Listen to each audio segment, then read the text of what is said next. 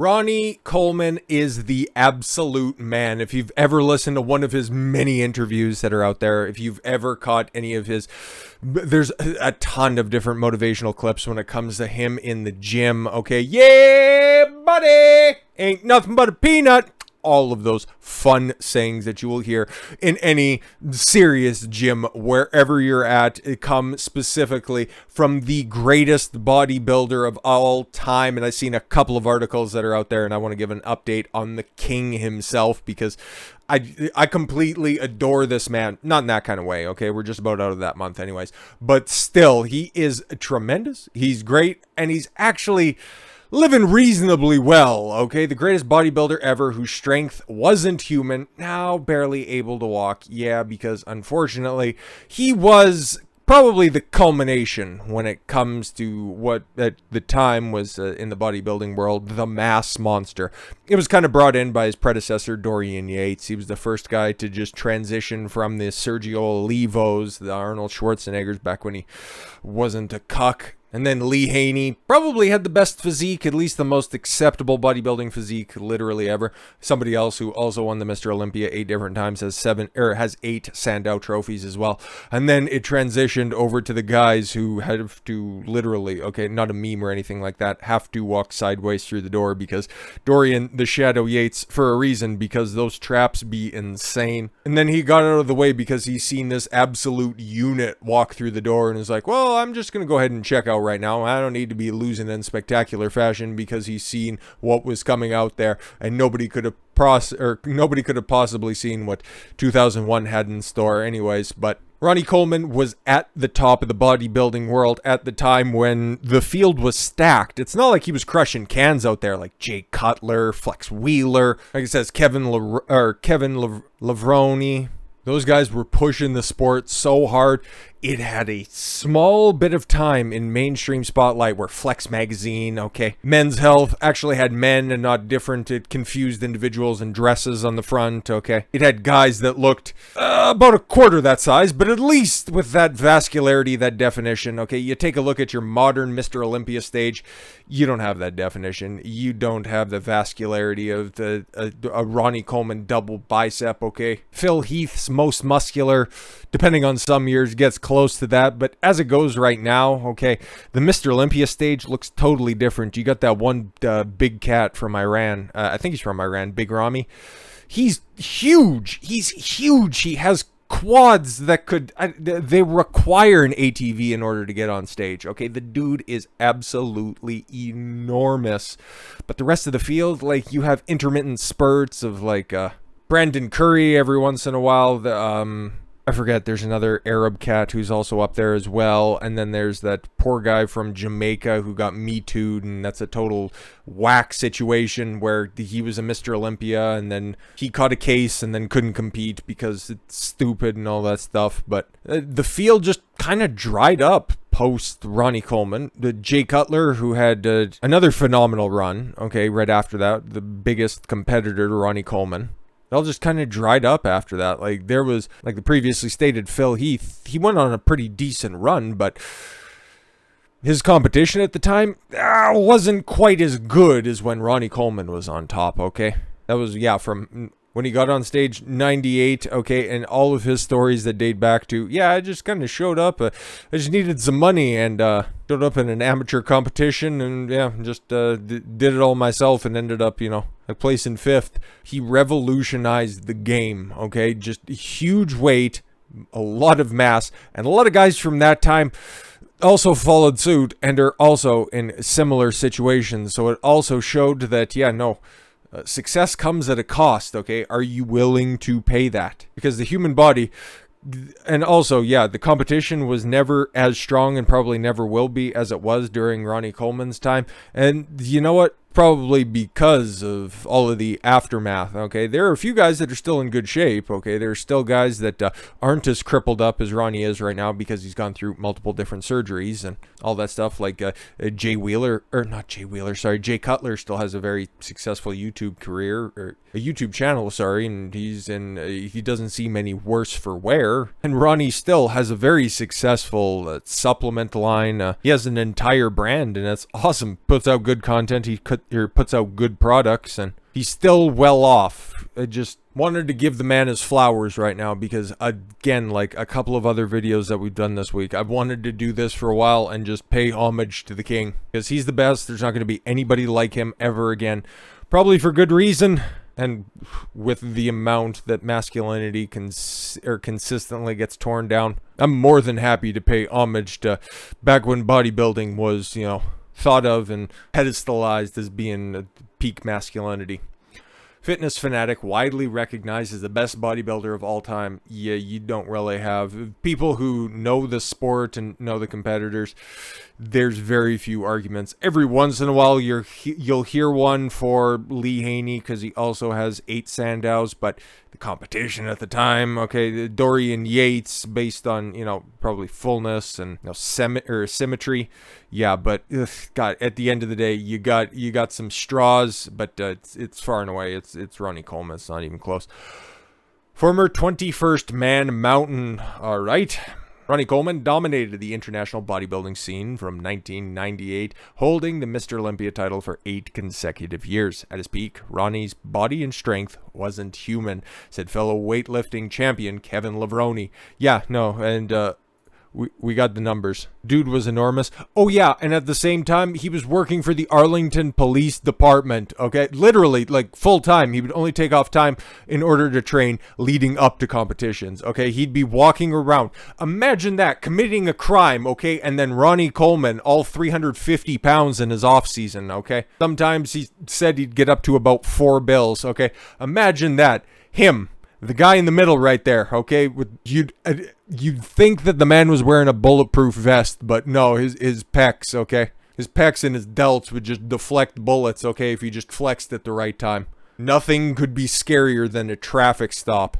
And instead of a siren, all you hear is just, yeah, buddy! Everybody wants to be a bodybuilder, but nobody want to lift no heavy-ass weights but me! God, after this, I'm 1000% watching some of those videos. This is great. Now that's some opening line. Now that Ronnie Coleman is one of the biggest, but he was also one of the strongest bodybuilders of all time. Yeah, no, during this time of being the mass monsters, and that's what I mean, and that's what the sport means by that, okay? There was a couple of different schools of thought when it comes to this stuff. Like Phil Heath could be argued that he was a mass monster. Maybe kind of shadowed that at the end of the day, but him and even Jay Cutler liked to use, he wouldn't lift terribly heavy. I don't think so. Oh gosh, I'd have to freshen up on Jay Cutler. But Phil Heath, when it comes to that stuff, he was using machines. He was doing high reps, okay?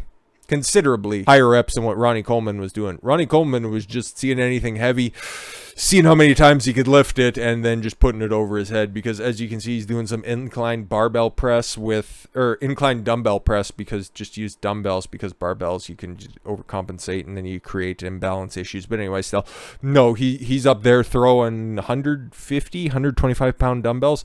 Can't quite make it out, but still, and he'd do that for reps.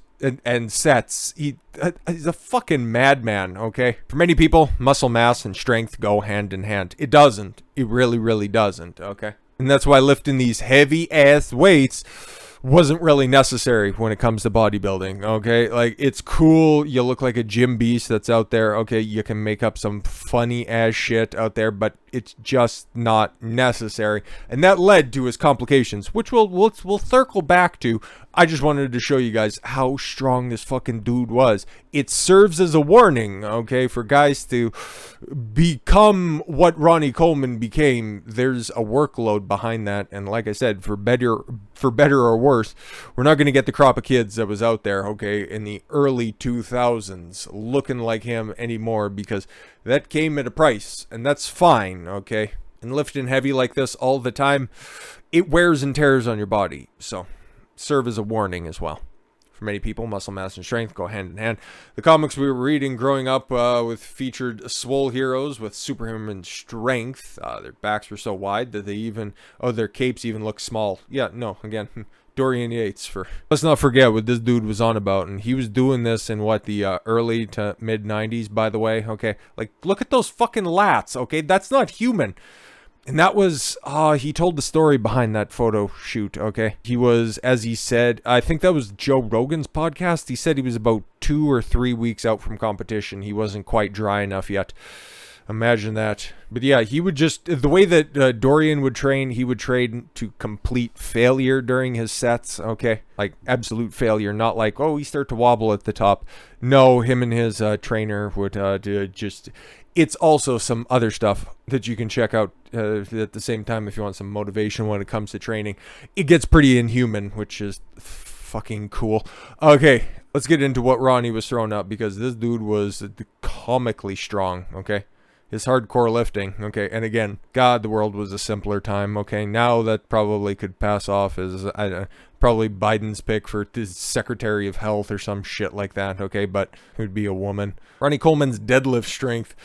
He won his first Mr. Olympia title in 1998. Go completed the Texas Deadlift Classic annually between 1991 and 1994, and that's how he developed the base there. And again, deadlift is, unless you want to get good at deadlift, don't deadlift. It's too complex. You need to have good form. And again, he's competing in competitions. He knows exactly what it's doing. But no, it looks cool in the gym and throwing up plates like that. That's fun and stuff. But his weighing 275 class, okay, 727.5 pounds.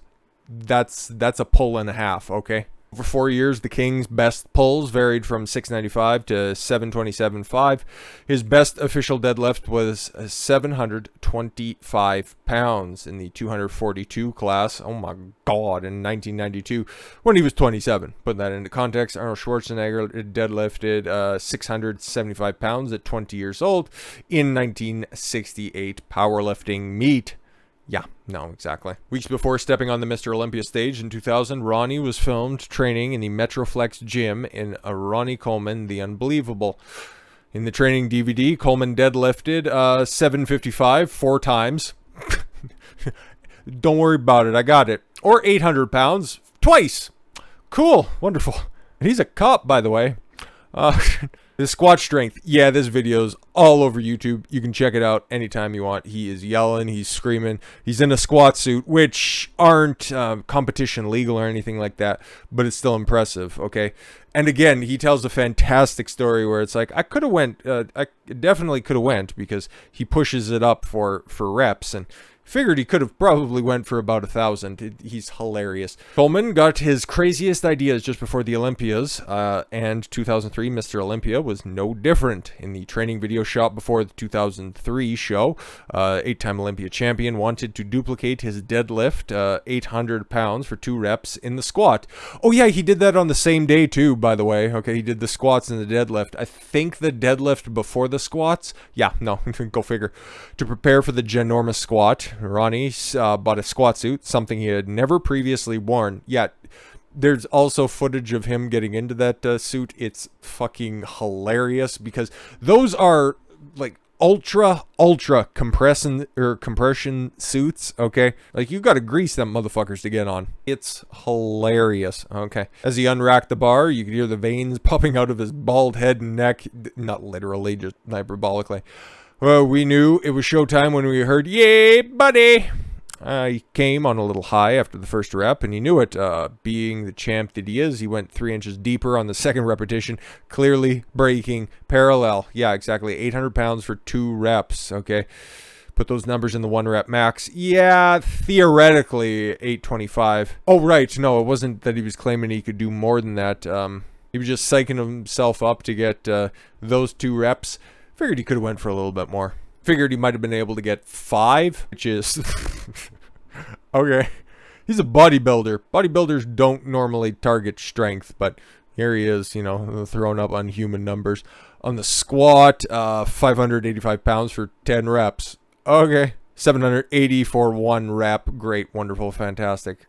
Bench press. Okay, we got, yeah, the rest of the squats, front squats, hack squats. Hack squat, 780. Fuck. Okay. Oh, for 8 reps. Yeah, ain't nothing but a peanut, baby. Ronnie Coleman bench press strength flat bench, 495 for 5. Incline bench, 405 for 8. Decline, 405 for 10. Great. Wonderful. Dumbbell press, 12 reps with 200-pound dumbbells. Great. Most people can't lift a 200-pound dumbbell. Here he is throwing a couple over his head and pressing them out for 12. Oh, that's just on the flat, though. On incline, he could just barely get 5. He was probably supersetting the 2. Fucking insane dude. And the last but not least, the row strength. Of course, he's got all of the iconic shots. And like it says here, in his prime, Coleman was probably the strongest rower of all time. Again, bodybuilder, not powerlifter. T-bar row of 570 for 9 reps. Barbell row, 8 reps at 495. Reportedly in 2004, Ronnie found a way to cram on a little more weight onto the T-bar. Oh, it could only hold 570, so I had to figure it out. He managed to slap on to 580 pounds onto the bar and rode the 5 reps on the V-handle. Oh, but the V-handle broke. He broke the equipment, but he could still go. It's hilarious. That's probably the most iconic shot that he has out there of his leg press. Yeah, that's... I'm watching this video after this. This is so great. All of those are copyrighted. Otherwise, I'd play them, but still, it's hilarious. Training video for 2003. Ronnie Coleman, The Cost of Redemption. After crushing the squat. Right, he did the squat. He did the 800-pound squat. And then he went over to the leg press, and you can see the plates. Those are 45-pound plates on there. Okay, it's not like your phony YouTuber exercise video where he's got phony plates. Those are all real. Okay, you can hear the shake, you can hear the slams, you can see them loaded. They're all real. They're all 45-pound plates. Okay. Owner of the Metroflex gym, Brian Dobson, then pulls out the calculator to compute how much weight Ronnie had just put on the leg press. 2,325 pounds for 10 fucking reps. Over a ton. 10 times. He's the king.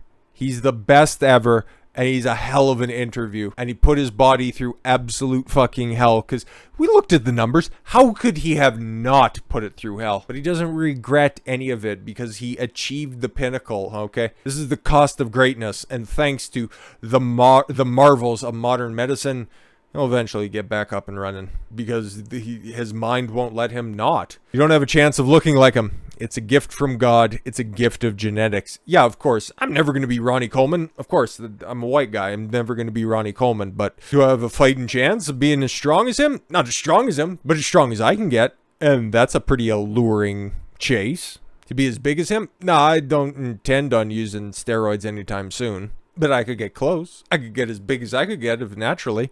So, yeah. Again, a lot of people get discouraged when they see stuff like this. I see this as totally inspirational. It's something I can accomplish if given enough time, if given enough work, if given the right training. Ronnie's unbeatable run earned him the nickname, the King. Yeah, and then Olympia 03 or 04 when he walked on stage in crown and cape as well. It's, again, up there with Jay Cutler's quad stomp. Is probably the most iconic shot from a Mr. Olympia. Just saying. But the fitness world was left stunned and saddened when Ronnie, now in his 50s, revealed he may never walk unaided again. Look at that. That's him off season. Okay. Most people work their entire life to look that good, and that's off season, okay? That's him putting on and holding additional water weight. Yeah, no, exactly. And now, if he walked on the Olympia stage looking like that, he'd probably land top 10. Ronnie's rise and fall story is shared in the documentary Ronnie Coleman, the King, currently showing on Netflix. Ooh, if I gave money to groomers, I would probably watch that. But I don't, so I can't. The former world champ cuts a sad figure as he's been seen following his 3 and 4-year-old children around the house on crutches, breathless and unable to stand up on his own. No, it's not even that sad. Fucking Daily Star. Ronnie's health problems, he says, are the result of numerous surgeries on his back and hips. Doctors say it's also due to the degenerative wear and tear from years and years of training. I don't know, whatever you mean. In one moving scene, Ronnie says, I just get up in the morning and, it takes me a minute to get going. But I just got to get used to it. He has an infectious personality, okay? A lot of people, oh God, I'm going to be in this chair forever. He constantly talks about, yeah, I'll get out of this. Don't worry about it. I'll figure it out. Close pal and gym owner Brian Dobson, of the place that we were looking at before, said he cried when he first saw the supernatural friend using a walker. Yeah, no, it's pretty shocking because, again, we had that guy right there. Now he's in a chair. He still trains, by the way. He still does curls, whatever he can, and all that stuff. Because the paralysis is only as bad as you let it. The rest of it's in your mind. Born in 1964, Louisiana. You can be more specific than that. Anyways, Ronnie graduated with an accounting degree from Grambling State University in 1984. Imagine that. Ronnie Coleman could have been a world-class accountant if he wanted to. Okay.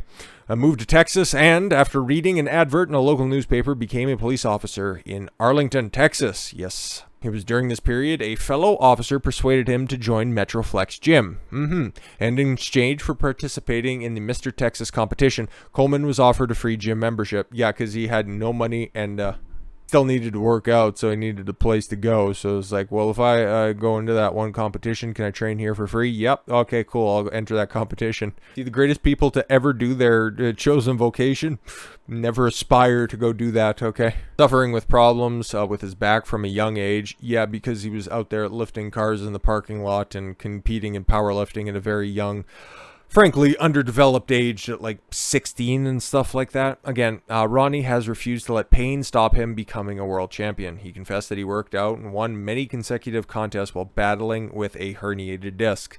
Yeah, no, exactly. Subsequent surgeries and nerve damage left him with numbness in his leg, which still plagues him to this day. Yeah, a couple of botched surgeries. And again, I would recommend the Joe Rogan interview, okay, specifically on this stuff. And Patrick Bet-David has a pretty decent one as well. So just the Rogan one goes into a lot of detail when it comes to his different surgeries and his younger life as well. The PBD one just basically shits on current bodybuilders. But anyways, not so much because Ronnie doesn't really take shots at anybody because he's just a great guy. One operation had to be carried out after 4 screws in his back broke, causing his own bones to shatter in the process. The pain in recovery was immense, leaving the former world champion needing his highest potency of oxycodone, strong opiate painkiller used by cancer patients, and overprescribed literally everywhere, okay? I've been in pain for so long, I'm just used to it, he said. I take pills too, helps a little bit. Out of 10, he said his pain level is usually a 9 or a 10. When I do appearances, my pain level goes up to 12 or 13. Some was unbearable, he said. I'm in a whole lot of pain. I just sit when I do appearances and people take pictures. For the most part, I always try to stand up. 2020, Ronnie revealed a huge cost of the 3 surgeries was around $2 million. He told Muscular Development's Ron Harris, every surgery I needed was like $300,000 to $500,000. The last 3 surgeries, I'd almost spent $2 million. Despite it all, Ronnie is thankful and optimistic. He continues to receive treatment, and in his recent Instagram video, was shown working his legs in the Metroflex gym where he started out. Yeah, exactly. So, he's going to be confined to a wheelchair for the rest of his life. Not if Ronnie Coleman has anything to say about it. This is inspirational as fuck. He said, I may have a little trouble with mobility, but I still train legs twice a week, every week. A fucking animal. I miss doing squats, but at least I have some leg strength left. And after his most recent treatment in September of last year, Coleman excitedly told his followers he was able to walk. God is truly blessing me at this time around because he knows that I definitely need this inspiration because lately I've been semi-depressed after all my surgeries. No, I'm really in a state of shock because after the same result and after the same surgery, you kind of get used to not being able to walk and come to expect it. But now he's out there walking. After retiring, Ronnie started a supplement company that turns over $15 million every fucking year. And that's awesome. And he totally deserves it. He's happily married with 4 children and maintains his bubbly outlook on life despite his health problems. Yeah, exactly. And that's how you do it. And he insists, if given the chance, he would do it all over again. Fellow bodybuilder Jay Cutler said, I feel sorry that it happened, but I don't think Ronnie feels bad about it because he did what he had to do to be the greatest bodybuilder of all time. And he'll go down in history as the greatest bodybuilder of all time. Absolutely. He's the king on stage, he's the king off stage, and he should be, if you are ever in need of motivation for just exercise, for just life in general, the king's got you covered. With all that said, thank you all very much for the gift of your time. I've been Don Consuelo. Watch your follow your gut and get after it. Take care, everyone.